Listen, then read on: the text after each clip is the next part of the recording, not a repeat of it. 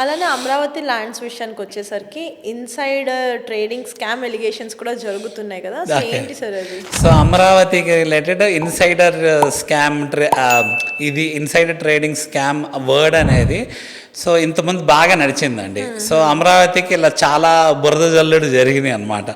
So దాంట్లో ఒక one of the బురద జల్లుడు కార్యక్రమం అనేది ఇన్సైడర్ ట్రేడింగ్ అనమాట.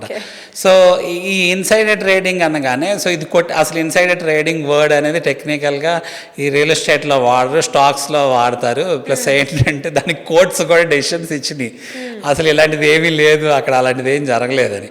సో మనకి ఎప్పుడైనా ఏదైనా గవర్నమెంట్ ఏదైనా న్యూస్ వచ్చింది అనుకోండి, ఆ న్యూస్ని బేస్ చేసుకొని ఆ న్యూస్ బయటకు వెళ్ళిపోయింది అనుకోండి, పబ్లిక్ అయిపోయింది అనుకోండి, సో ఆ న్యూస్ని అడ్వాంటేజ్ తీసుకొని దానివల్ల ఎవరైనా బెనిఫిట్ అయ్యారు అనుకోండి, అప్పుడు అది కరెక్ట్ కాదు కదా అని చెప్పేసి ఉద్దేశం అనమాట ఇన్సైడర్ ట్రేడింగ్ అసలు మీనింగ్. అయితే ఇప్పుడు అక్కడ ఏం చూసుకోవాలి, నిజంగా అలా ఏదైతే ప్రొజెక్షన్ నడిచిందో అంటే క్యాపిటల్ అక్కడ రాబోతుంది అనేది అది నిజంగానే అలా బయటకు వచ్చిందా, లేకపోతే కొంతమంది ఇప్పుడు రియల్ ఎస్టేట్లో ఇన్వెస్ట్ చేసే వాళ్ళు కొనేవాళ్ళు గెస్ చేస్తారు, వాళ్ళకి వచ్చే అక్కడ పాయింటర్స్ని బేస్ చేసుకోనో లేకపోతే ఈ ఏరియాలో రావచ్చు అని బేస్ చేసుకొని ఇప్పుడు వాళ్ళు విజువలైజ్ చేసుకోనో లేకపోతే ఎస్టిమేట్ చేసుకొని గెస్ చేసి ఇన్వెస్ట్ చేసి ఉండొచ్చు.